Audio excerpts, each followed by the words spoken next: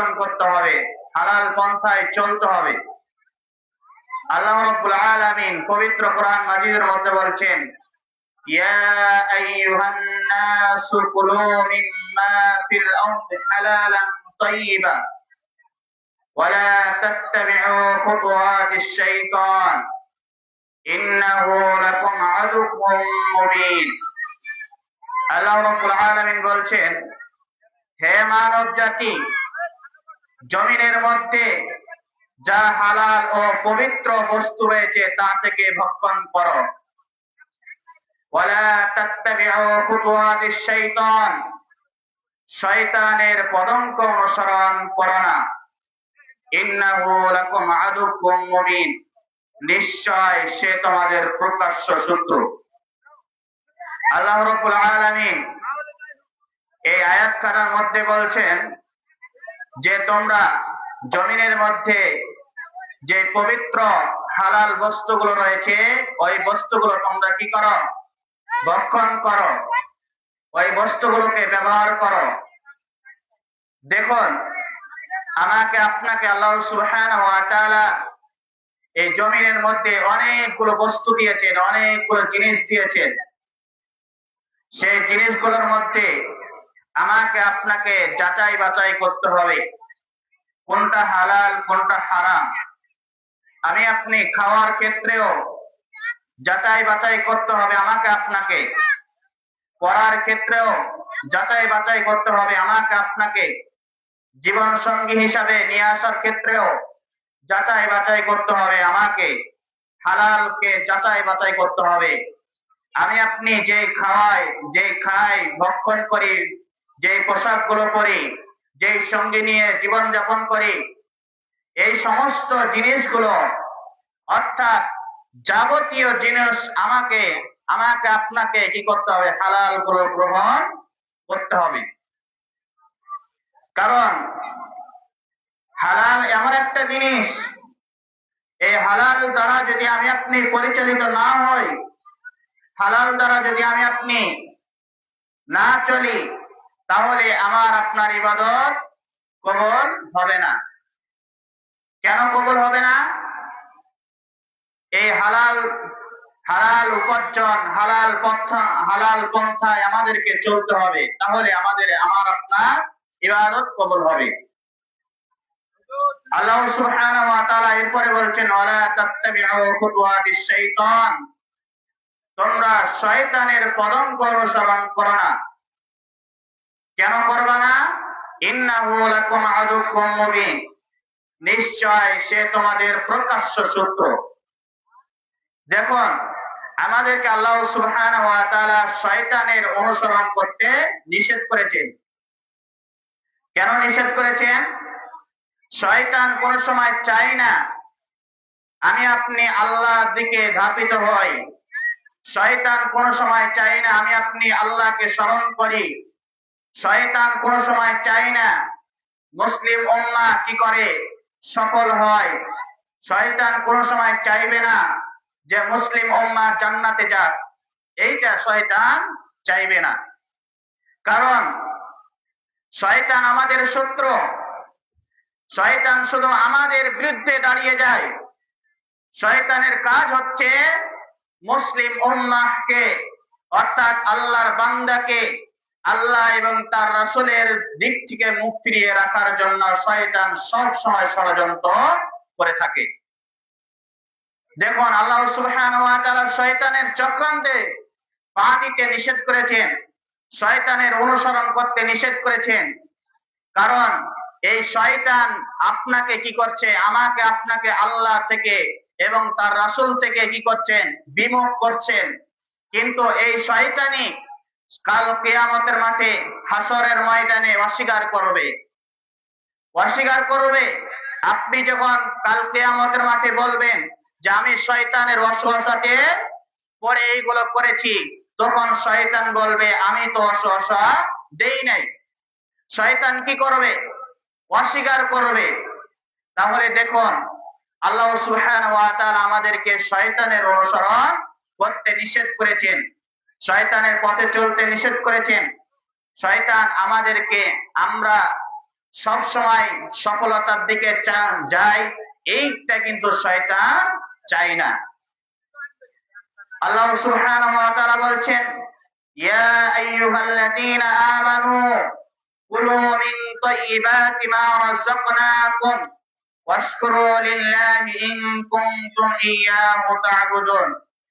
আল্লাহ রাব্বুল আলামিন বলছেন, হে ঈমানদারগণ, তোমরা আমি তোমাদেরকে যা রিজিক হিসাবে দিয়েছি, জীবিকা হিসাবে দিয়েছি, তা থেকে ভক্ষণ করো। আল্লাহ সুবহানাহু ওয়া তাআলা এই আয়াতের মধ্যে আল্লাহ সুবহানাহু ওয়া তাআলা তার বান্দাদেরকে ডাক দিয়ে বলছেন, হে ঈমানদারগণ, তোমরা যারা ঈমান এনেছো, তোমরা যারা এক আল্লাহকে বিশ্বাস করেছো, তোমরা যারা এক নবীকে বিশ্বাস করেছো, তোমরা যারা কোরআন এবং হাদিসকে বিশ্বাস করেছো, কিয়ামত দিবসের প্রতি বিশ্বাস করেছো, অর্থাৎ তোমরা যারা সার্বিক বিষয়ে, অদৃশ্য সার্বিক বিষয়ে বিশ্বাস করেছো, তোমরা শুনে নাও, তোমরা কি করো, আমি তোমাদেরকে যে রিজিক গুলো দিয়েছি জীবিকা হিসাবে, সেইগুলো থেকে পবিত্র এবং হালাল বস্তুগুলোকে গ্রহণ করো। দেখুন, আমাদেরকে সবকিছু দিয়েছেন, আমাদেরকে অনেক কিছু দিয়েছেন, কিন্তু আমরা যাচাই বাছাই করছি না। আমি আপনি যদি যাচাই বাছাই না করি, আমি আপনি যদি হালাল পন্থায় চলি, আমাকে আপনাকে যদি হালাল পন্থায় চলতে হয়, তাহলে জীবনে কষ্ট নেমে আসবে, কিন্তু কষ্ট হলে কিছু করার নাই। আপনাকে আমাকে সব সময় হালালের পক্ষে, হালালের সাথে অটল থাকতে হবে। আমাকে আপনাকে, আমার আপনার জীবনে অনেক বিপদ নেমে আসবে, আমার আপনার জীবনে অনেক মুসিবত নেমে আসবে, অনেক কষ্ট নেমে আসবে, কিন্তু তবুও আমাকে আপনাকে কি করতে হবে? হালাল পন্থায় অটল থাকতে হবে। আপনি ভুলে যাবেন না। আপনার ধরুন, আপনি আমি হালাল ভাবে যদি মাসে 1 লক্ষ টাকা উপার্জন করি, আর আরেকজন ব্যক্তি যদি হালাল ভাবে সে 10,000 বা 20,000 টাকা উপার্জন করে, কিন্তু ওই 1 লক্ষ টাকার মধ্যে বরকত থাকে না। আল্লাহ সুবহানাহু ওয়া তাআলা হারামের মধ্যে বরকত দেন না, আল্লাহ সুবহানাহু ওয়া তাআলা হালালের মধ্যে বরকত দেন। দেখুন, যারা দুনিয়াতে হারাম পন্থায় অবলম্বন করে লক্ষ লক্ষ কোটি কোটি টাকা উপার্জন করে, অনেক বিজনেসম্যান হয়, অনেক কিছু হয়, কিন্তু দেখবেন তাদের বিপদও আছে। তারা যদি লক্ষ লক্ষ কোটি কোটি টাকা কামাই করে, এরপরও তাদের কামাইতে, তাদের রুচিতে, তাদের উপার্জনে কোনো বরকত থাকে না। কেন থাকে না? আল্লাহ সুবহানাহু ওয়া তাআলা ওই টাকার মধ্যে কি করে দেন? সংকুচি করে দেন, ওই টাকার মধ্য থেকে বরকত উঠিয়ে নেন। এই জন্য আল্লাহ সুবহানাহু ওয়া তাআলা আমাদেরকে কি করেছেন? আদেশ দিয়েছেন যে তোমরা পবিত্র হালাল বস্তুগুলোকে ভক্ষণ করবে। আল্লাহ সুবহানাহু ওয়া তাআলা পরের অংশে বলছেন, ওয়াশকুরু লিল্লাহি ইন কুনতুম ইয়্যাহু তা'বুদুন। তোমরা কি করো? আমি আল্লাহ তাআলার শুকরিয়া আদায় করো।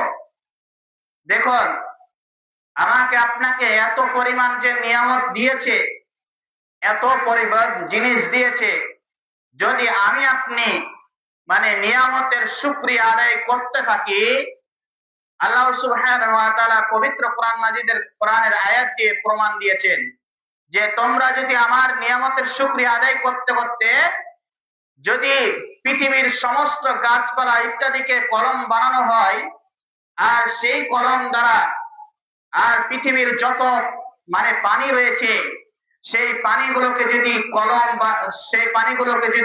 কলমের কালি বানানো হয়, দেখুন একটা জিনিস বুঝুন যে পৃথিবীর যত পদার্থ রয়েছে, এই সব পদার্থ দিয়ে যদি কলম বানানো হয়, আর পৃথিবীর সমস্ত পানি দিয়ে যদি কালি বানানো হয়, এই কালি এবং কলম দ্বারা যদি আমরা লিখতে থাকি, তবুও এই কালি এবং কলম দ্বারা লিখতে লিখতে কালি শেষ হয়ে যাবে, কিন্তু আল্লাহর শুকরিয়া আদায় করে শেষ করতে পারবো না।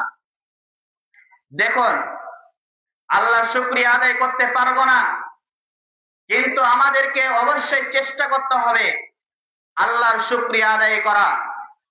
আল্লাহ সুবহানাহু ওয়া তাআলা আমাকে আপনাকে পৃথিবীর জমিনে এত সুন্দর করে লালন পালন করছেন, এত সুন্দর করে বসবাস করার সুযোগ করে দিয়েছেন, এত সুন্দর করে জীবন যাপন করার সুযোগ করে দিয়েছেন। শুধুমাত্র আল্লাহ সুবহানাহু ওয়া তাআলা চায় যে বান্দা তুমি আমার কি করবে, ইবাদত করবে। এরপরে আল্লাহ সুবহানাহু ওয়া তাআলা বলছেন ইন কুনতুম ইয়াহু তা'বুদুন, যদি আমারই ইবাদত করে থাকো। দেখুন, আমরা যদি সত্যিকার অর্থে আল্লাহ তাআলার ইবাদত করে থাকি, আল্লাহ তাআলাকে স্মরণ করি, আল্লাহ তাআলার ইবাদত বন্দেগীর মধ্যে কাটাই, তাহলে অবশ্যই আমাকে আপনাকে আল্লাহ শুকরিয়া আদায় করতে হবে। আমরা যদি শুকরিয়া আদায় করি, আমাদের ওয়াল বডিতে কতগুলো জিনিস আমাদেরকে দিয়েছেন, আপনি আমি কখনোই বুঝতে চাই না। কেন বুঝতে চাই না? আমাদের কাছে দুইটি করে জিনিস রয়েছে, কিন্তু আমরা দুইটি জিনিসের মূল্যায়ন করছি না। দেখুন, আপনি একজন প্রতিবন্ধী মানুষকে জিজ্ঞাসা করবেন, তার যদি একটি চোখ না থাকে, তাহলে আপনি একদিন জিজ্ঞাসা করবেন, তার মনের অনুভূতিটা জিজ্ঞাসা করবেন যে ভাই আপনি কেমন আছেন? আল্লাহ শুকরিয়া আদায় করে বলবে আলহামদুলিল্লাহ, আল্লাহ যেভাবে ভালো রেখেছে ভালো আছি, কিন্তু আমার যদি একটি চক্ষু থাকতো তাহলে আমি তোমাদের মতো কি করতাম, দুনিয়ার মধ্যে জীবন যাপন করতাম। দেখুন, একজন ব্যক্তির যদি পা না থাকে, তাহলে তার কাছ থেকে তার অনুভূতিটা জানবেন, তাহলে আপনার আমার ভিতরে কি হবে, অনুশোচনা হবে। আমাকে আপনাকে আল্লাহ সুবহানাহু ওয়া তাআলা দুইটি চক্ষু দিয়েছেন, দুইটি কান দিয়েছেন, দুইটি হাত দিয়েছেন, দুইটি পা দিয়েছেন, সবকিছু আল্লাহ সুবহানাহু ওয়া তাআলা দিয়েছেন, কিন্তু আল্লাহ সুবহানাহু ওয়া তাআলা শুকরিয়া আদায় করছি না।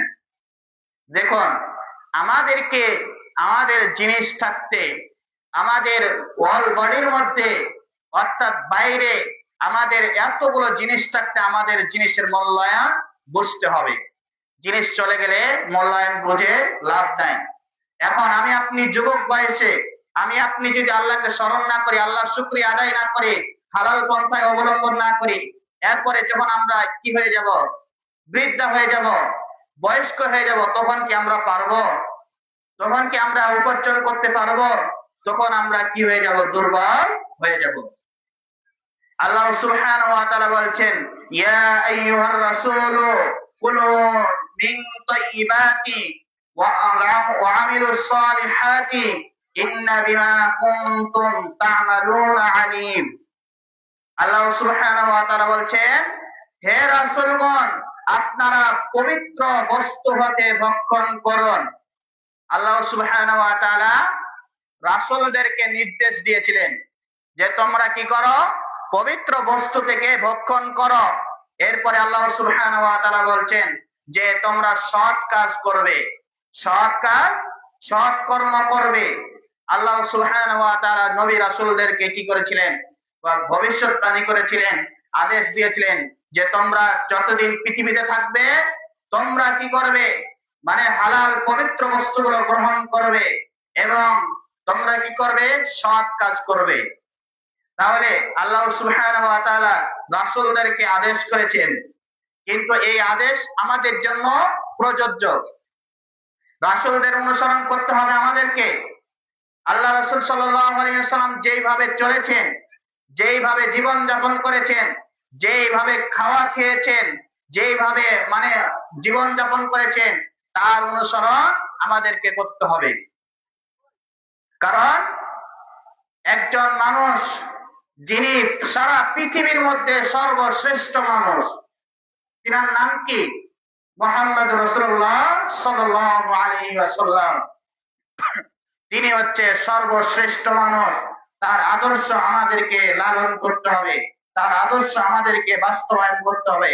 এরপরে আল্লাহ সুবহানাহু ওয়া তাআলা বলছেন যে রাসূলদেরকে বলেছিলেন তোমরা যা করো আমি অবগত, আমি আল্লাহ সুবহানাহু ওয়া তাআলা অবগত।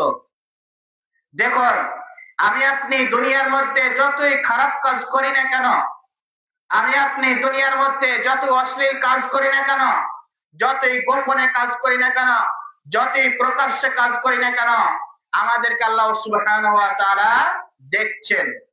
আমাদেরকে আল্লাহ সুবহানাহু ওয়া তাআলা সর্বক্ষণ দেখছেন আমি আপনি কি করছি। আমি আপনি মনে করছি যে একটি জিনিস আত্মসাৎ করে খেয়ে নিব, মানুষ হয়তো দেখতে পেল না, কিন্তু মনে রাখবেন মানুষ যদি আপনাকে দেখে না থাকে তাহলে আল্লাহ সুবহানাহু ওয়া তাআলা আপনাকে দেখেছেন। কেন দেখেছেন? আল্লাহ সুবহানাহু ওয়া তাআলা এই পৃথিবীর জমিনে কোন গাছের পাতা কিভাবে পড়ে, কোন বস্তুটি কিভাবে মারা যায়, কোন বস্তু কি খাবে না খাবে, সব কিছু আল্লাহ সুবহানাহু ওয়া তাআলা দেখেন এবং পরিচালনা করেন। তাহলে আমি আপনি কি আল্লাহ সুবহানাহু ওয়া তাআলার সীমাবদ্ধর বাইরে যেতে পারবো? আমি আপনি কি আত্মসাৎ করে মানে পার পেয়ে যাব?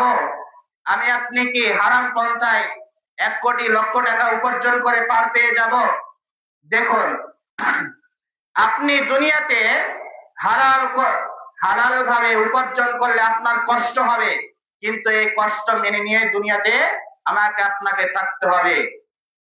আর যদি মনে করেন যে আমি কি করব, হারাম পন্থায় অবলম্বন করব, হারাম পন্থায় অবলম্বন করবেন, আপনার অনেক টাকা পয়সা হবে, অনেক কিছু হবে, বাড়ি গাড়ি হবে, অনেক কিছু হবে, কিন্তু আপনার এই সম্পদ কাজে লাগবে না। এই সম্পদের কারণে আপনাকে জাহান্নামে যেতে হবে। এই হারাম পন্থায় চলার কারণে আপনাকে জাহান্নামে যেতে হবে। আপনার আমার জন্য জাহান্নাম প্রস্তুত। অতএব আমাকে আপনাকে অবশ্যই হালাল পন্থায় অবলম্বন করতে হবে। এরপরে হাদিসে রাবি আবু হুরায়রা রাদিয়াল্লাহু বলেন, আল্লাহ রাসূল সাল্লাল্লাহু আলাইহি ওয়াসাল্লাম বলেছেন, নিশ্চয় আল্লাহ সুবহানাহু ওয়া তাআলা পবিত্র, তিনি পবিত্র ছাড়া কোনো কিছু গ্রহণ করেন না এবং সব সময় সব ক্ষেত্রে পাক পবিত্র আদেশ করেছেন তিনি। আল্লাহ রাসূল সাল্লাল্লাহু আলাইহি ওয়াসাল্লাম কি বলছেন যে আল্লাহ সুবহানাহু ওয়া তাআলা সর্বক্ষণ পবিত্র, তিনি পবিত্র জিনিস ছাড়া গ্রহণ করেন না।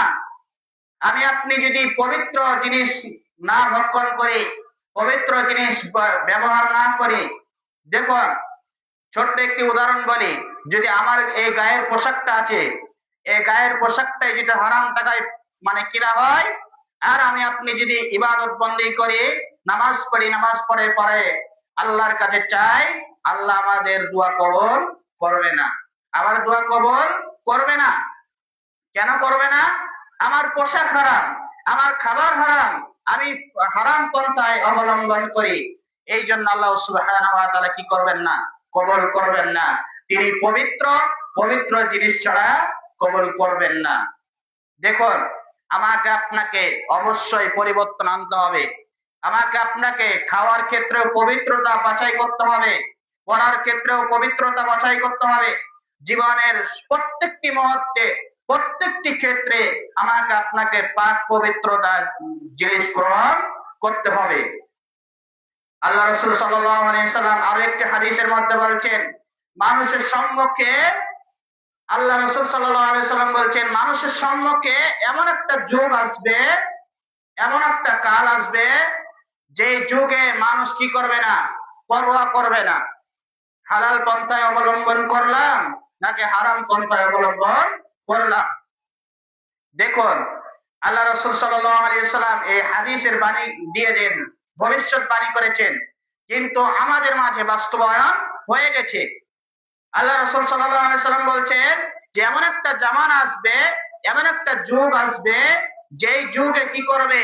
মানুষ পরোয়া করবে না, মানুষ দেখবে না আমি হালাল পন্থায় অবলম্বন করলাম নাকি হারাম পন্থায় অবলম্বন করলাম।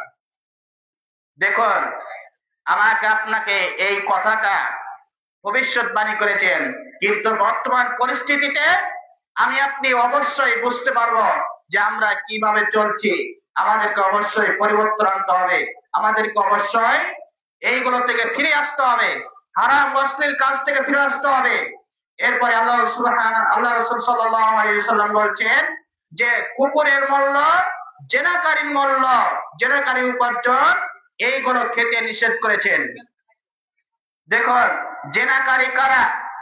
আপনি আমি আমাদের সন্তানদেরকে নাচ গান শিখাই, এইগুলো কি জিনার সাথে অসম্পৃক্ত না? আমি আপনি মনে করি যে পতিতালয়ে যারা থাকে তারাই মনে হয় জেনা করে, কিন্তু দেখুন আমার আপনার সন্তান কি করে? স্কুল কলেজে কি করে? জেনায় লিপ্ত হয়, গোপন সম্পর্কে লিপ্ত হয়, আপনার বিভিন্ন সম্পর্কে লিপ্ত হয়। এইগুলো কিন্তু জেনার সম্পৃক্ত। এইগুলো হচ্ছে জেনার। আপনি আমি নাচ গান শিখিয়ে দিই, শিখিয়ে দেওয়ার পরে আমার আপনার সন্তান যে কামাইগুলো করে, রুজিগুলো উপার্জন করে, ওইগুলো দিয়ে আমরা ভক্ষণ করি, কিন্তু এইগুলো খেতে নিষেধ করেছেন। এইগুলো আল্লাহ রাসূল সাল্লাল্লাহু আলাইহি ওয়াসাল্লাম খেতে নিষেধ করেছেন। এরপরে সময় যেহেতু সংক্ষিপ্ত, আলোচনার শেষ দিকে চলে যাব কয়েকটি হাদিস বলে। আল্লাহ রাসূল সাল্লাল্লাহু আলাইহি ওয়াসাল্লাম আরো একটি হাদিসের মধ্যে বলছেন যে যেই দেহটা হচ্ছে হারাম, মানে হারাম জিনিস দ্বারা গঠিত, যেই দেহটা হচ্ছে হারাম জিনিস দ্বারা গঠিত, ওই দেহটা কি করবে না? জান্নাতে প্রবেশ করবে না। দেখুন, আমার লাইফ স্টাইলটা যদি, আমার আপনার জীবনটা যদি হারাম পন্থায় অবলম্বন করে খেয়ে দিয়ে আমি আপনি যদি সৌন্দর্য বাড়িয়ে নিই বা অসৌন্দর্য হয়, এইগুলো কোনো কিছু যায় আসে না। আল্লাহ রাসূল সাল্লাল্লাহু আলাইহি সাল্লাম বলছেন যে যেই দেহটা মানে হারাম জিনিস দ্বারা গঠিত হবে, যেই শরীরটা হারাম জিনিস দ্বারা গঠিত হবে, ওই শরীরটা ওই দেহটা কি করবে না? জান্নাতে প্রবেশ করবে না। তাহলে বুঝতে পারলেন তো হারাম খাওয়ার কি পরিণতি? এই হারাম খাওয়ার জন্য, হারাম করার জন্য, হারাম ভক্ষণ করার জন্য আমাকে আপনাকে জান্নাতে নিতে পারবে না। এরপরে আল্লাহ রাসূল সাল্লাল্লাহু আলাইহি সাল্লাম বলছেন যে তোমরা গায়িকা এই ক্রয় বিক্রয় করো না। তোমরা কি করে না? গায়িকা ক্রয় বিক্রয় করিও না। তোমরা তোমাদের সন্তানদেরকে নাচ গান শিখিয়ে দিও না। দেখুন, আমাদের সমাজে কিছু সুশীল সমাজ থাকে। কি থাকে? সুশীল সমাজ থাকে। বিভিন্ন দিবসে, বিভিন্ন অনুষ্ঠানে, বিভিন্ন বিবাহ অনুষ্ঠানে, বিভিন্ন জায়গায় কি করে? গায়িকা ভাড়া করে। কিসের জন্য? গান বাজনা করার জন্য, অশ্লীল বেহায়াপনার কাজ করার জন্য, মদ পান করার জন্য, বিড়ি সিগারেট খাওয়ার জন্য।